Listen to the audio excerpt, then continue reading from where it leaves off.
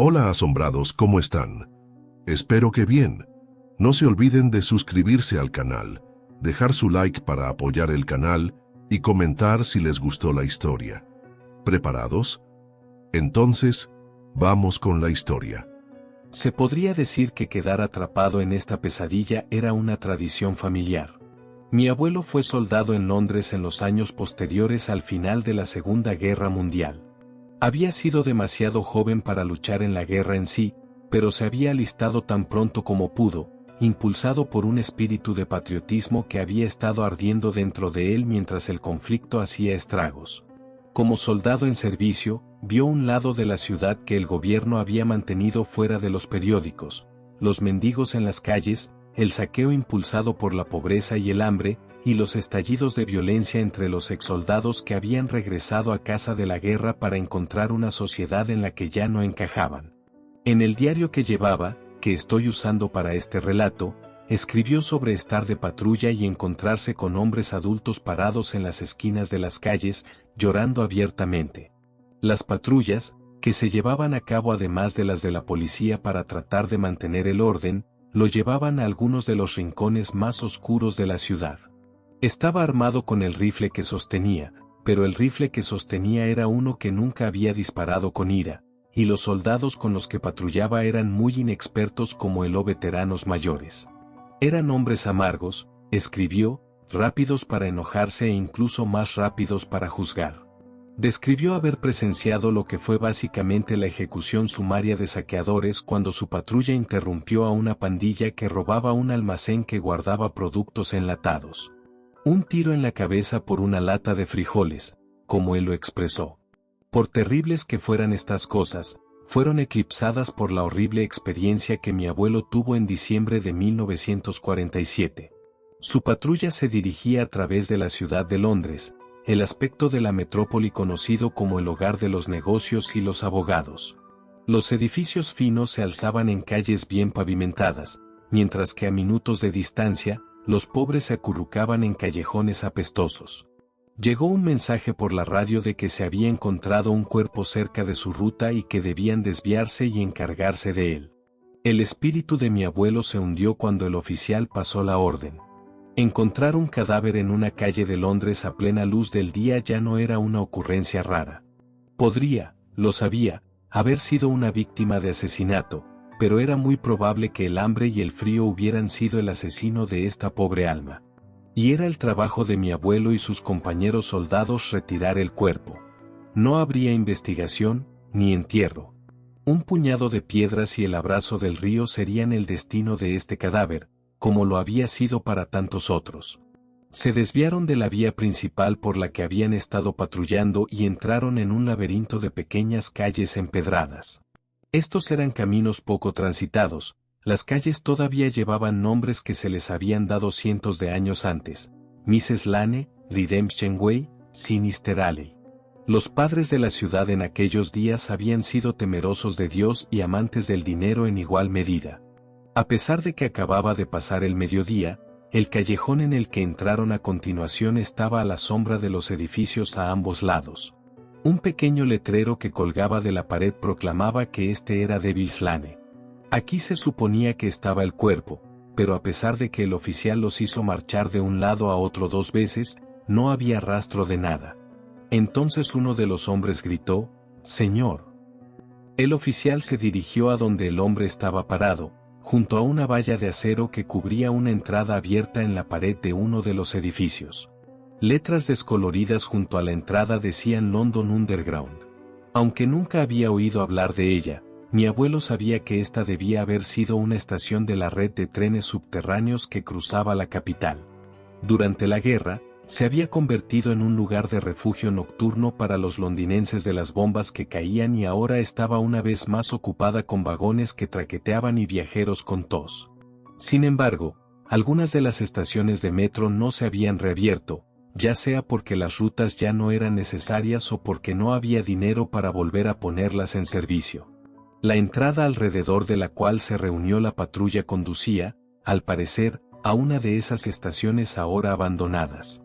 Esto no sería algo de interés, sin embargo, la valla de acero claramente había sido cortada. Alguien había entrado.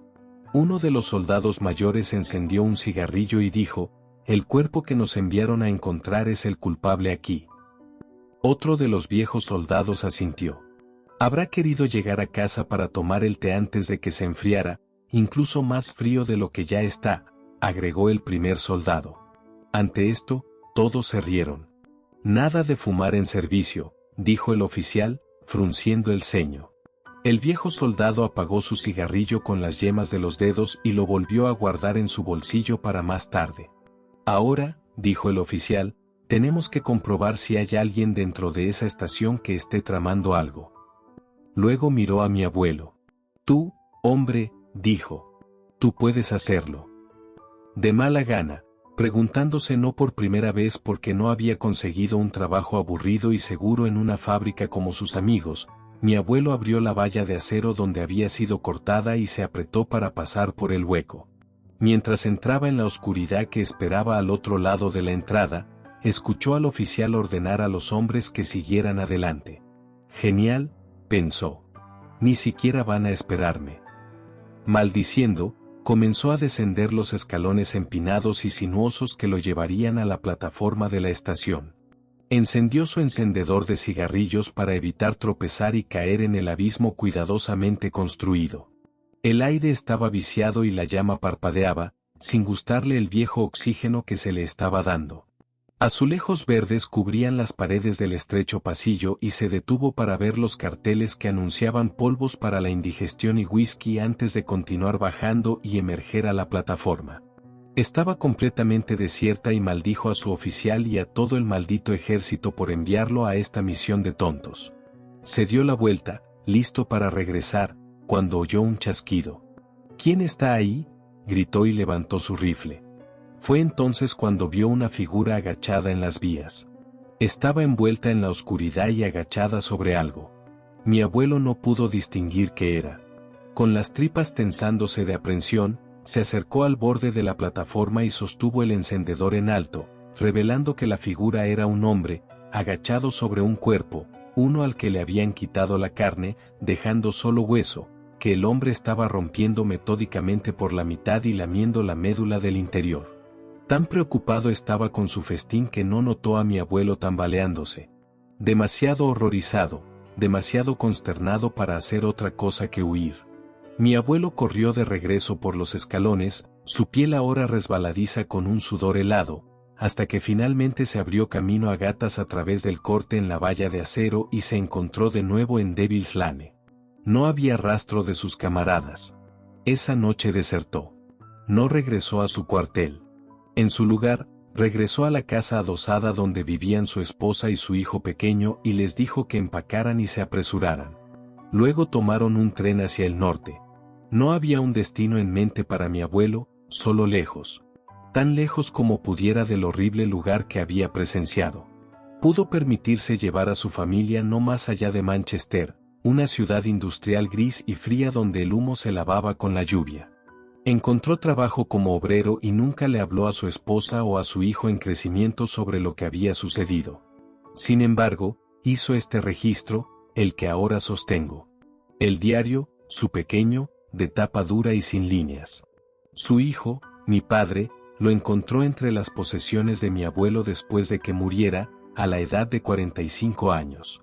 Imagino que mi padre se sorprendió tanto como yo por lo que leyó. Luego continuó registrando los eventos de la estación de metro abandonada en Devil's Lane.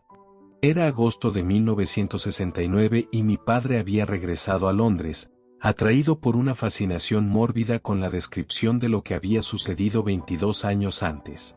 Encontró una ciudad que era el centro de atención como un patio de recreo para los ricos y la gente de moda, una ciudad también donde muchas vidas se veían arruinadas por la pobreza y la discriminación.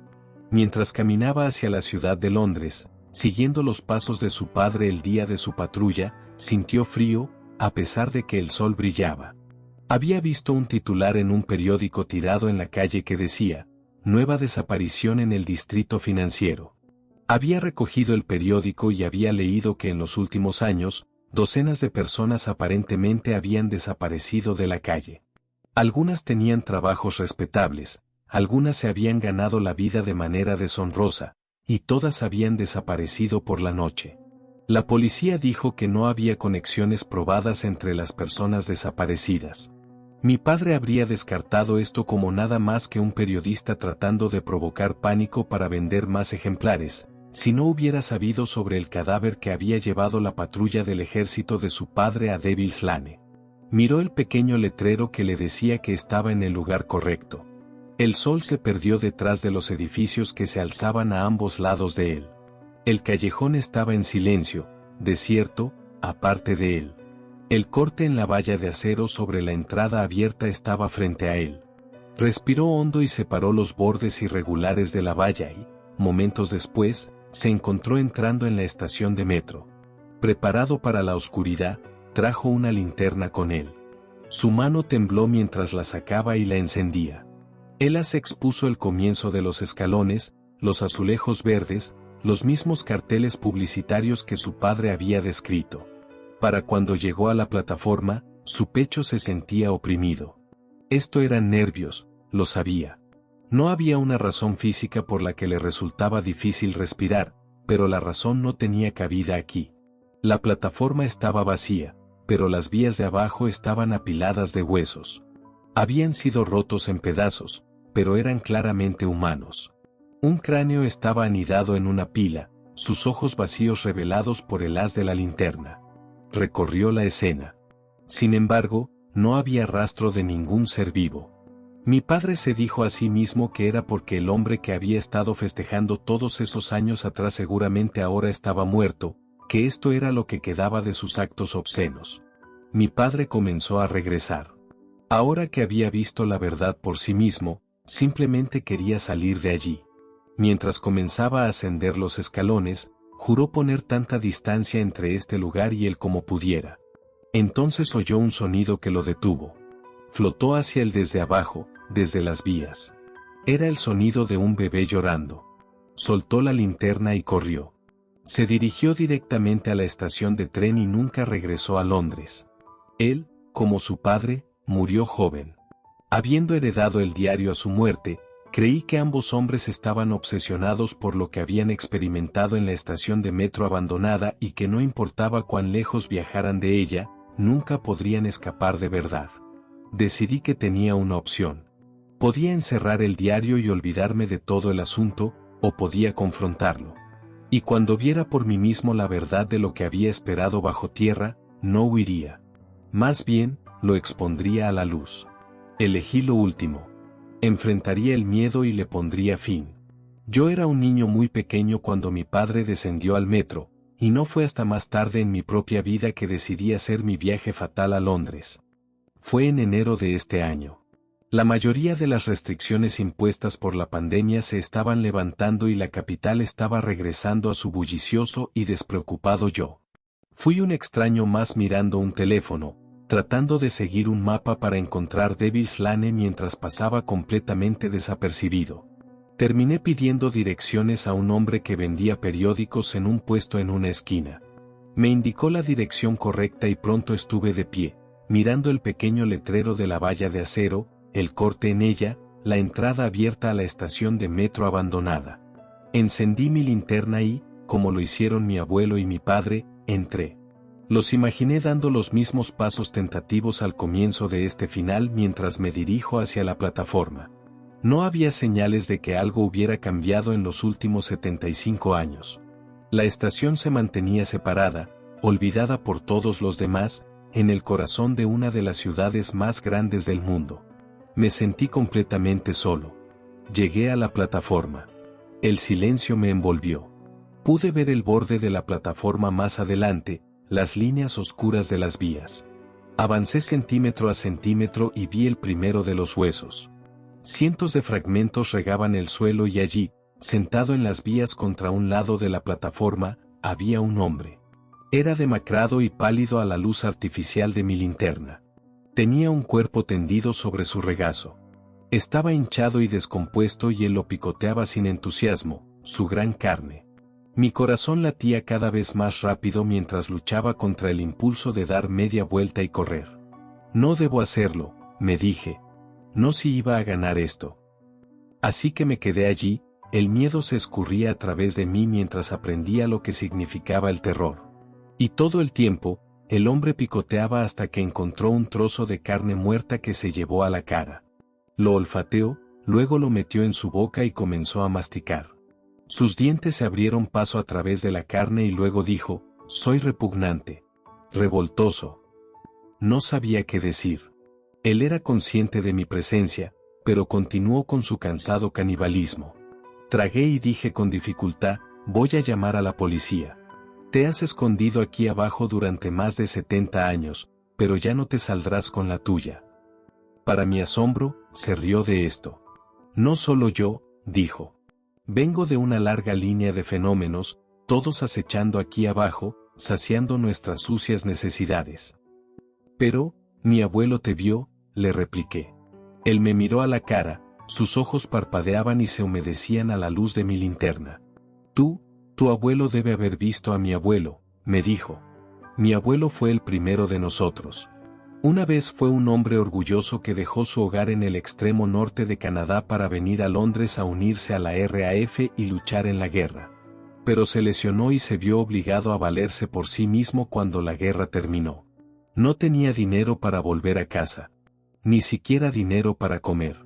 Y también tenía un hijo pequeño de quien cuidar cuando la madre murió en el parto.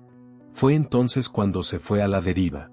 En su tierra natal, hay una criatura oscura llamada Wendigo y algunos que creen que están poseídos por este monstruo que anhelan el sabor de la carne humana. Ya sea por posesión o simple locura, mi abuelo comenzó a tomar cuerpos que encontraba en la calle y los devoraba. Trajo sus botines aquí, a este lugar desierto, donde podía alimentarse sin ser molestado. ¿Qué le pasó al bebé?, pregunté, sorprendido y sin embargo paralizado por lo que estaba escuchando. El hombre se rió de nuevo. Su risa sonaba desprovista de cualquier humor y luego dijo, trajo a mi padre con él y lo destetó con leche en polvo. Comencé a sentirme mareado, el techo de la estación giraba ante mis ojos y tuve que sentarme, abrazando mis rodillas a mi cara. Eso es aberrante, dije. Fue supervivencia, me dijo. Y cuando mi abuelo murió, mi padre intentó dejar este lugar atrás. Vivió por un corto tiempo en la ciudad, pero la llamada de la voz del Wendigo en lo más profundo de su alma fue demasiado fuerte y regresó para alimentarse. Encontraba a sus presas por la noche, caminando sin sospechar nada por calles oscuras, y probaba la carne fresca, aún caliente y tierna. Solo había el sonido de un bebé llorando cuando mi padre vino a este horrible lugar, le dije. Tenía que saberlo. Tenía que entenderlo, no importaba cuán repulsiva se estuviera revelando la verdad. Esos eran mis gritos. El niño suspiró. Mientras intentaba vivir una vida no maldecida. Mi padre debe haber estado cazando cuando el tuyo vino aquí, dije. Él asintió. Todos muertos, dejándome solo a mí. Solo para buscar en tumbas a las que se llega a gatas, a través de milla tras milla de túneles vacíos, para darme un festín con esto. Su mirada se posó en el cadáver en su regazo. Comida que le he robado a los gusanos.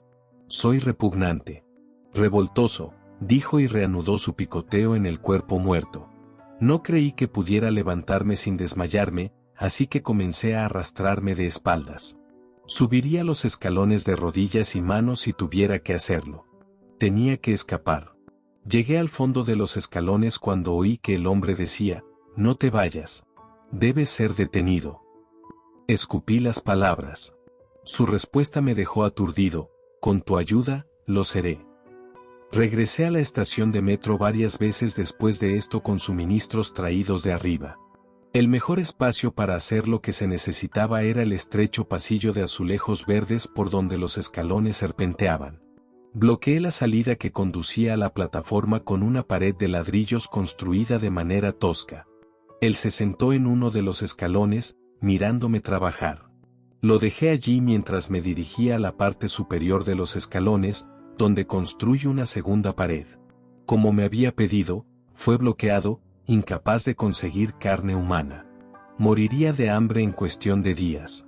Este será el final del legado de dolor y sufrimiento, me había dicho mientras se sentaba en su solitaria guarida. Una vez que el segundo muro estuvo completo, salí de la estación de metro por última vez y caminé por Devil's Lane, saliendo a la luz de un día de invierno y comencé a llorar. Se acabó.